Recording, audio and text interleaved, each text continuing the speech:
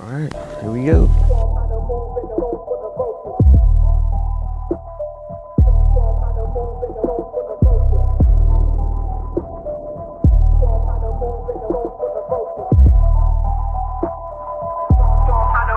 What's going on, y'all? My name is Rudy from the south side of Chicago. I'm ready whenever you're ready. I show these little niggas how to move in silence.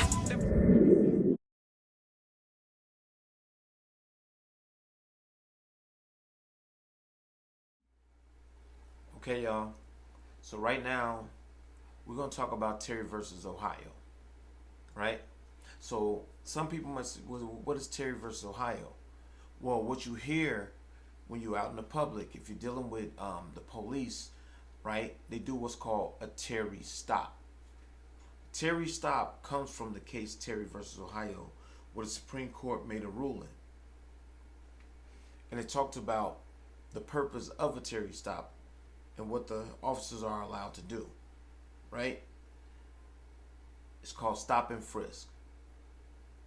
Now, some cities have implemented what's called stop and frisk, where they were just pulling over people. It might have been high crime areas, just pulling them over. The community was like outraged because you got law-abiding citizens. What are you pulling me over, searching me for, right? But they were trying to further out crime. The problem with that is you still have to follow the law. So it was conflicting with the United States Constitution, the Fourth Amendment, unreasonable searches and seizures. So in Illinois, when you had the state's attorney say she's not prosecuting any cases like that, oh man, the community is mad. Why would she do that? She's just gonna let criminals get away. See, you gotta understand that's not the way the framers made the law. It's for every citizen. You have to follow the law. But law enforcement cannot break the law in order to enforce a law because it's still criminal. So, Terry versus Ohio says stop and frisk. And Terry versus Ohio, which was ruled Supreme Court 1968, the court recognized that a limited stop and frisk of an individual could be conducted without a warrant based on less than probable cause. Now, in the last video, we talked about probable cause. Probable cause means they have enough to say, hey,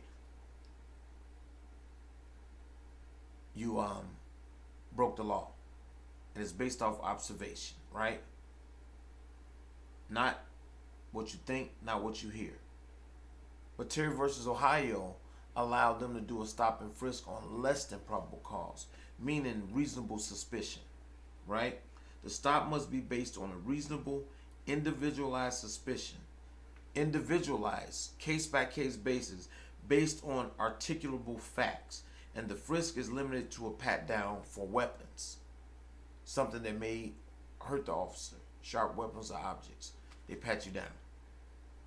An anonymous tip that a person is carrying a gun is not by itself sufficient to justify a stop and frisk. And that was ruled by the Supreme Court, Florida versus JL. So that means anyone can just call and say, hey, suspicious guy out there. That's not enough, right? And I'm talking about even if you're carrying a gun, because some places have open carry, right?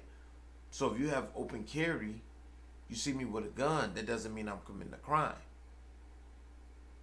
So, Terry versus Ohio allows them to stop, detain the person, but the only way to stop and detain someone, to question them, they have to have reasonable suspicion that a crime is about to be, had been, or is in the process of being committed.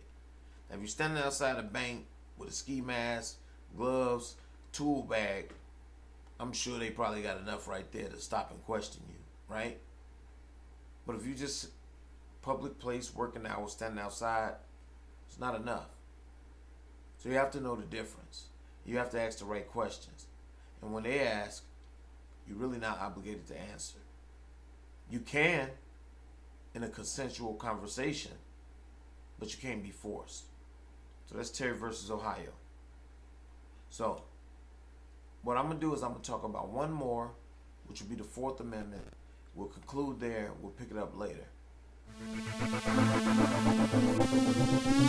Abstract.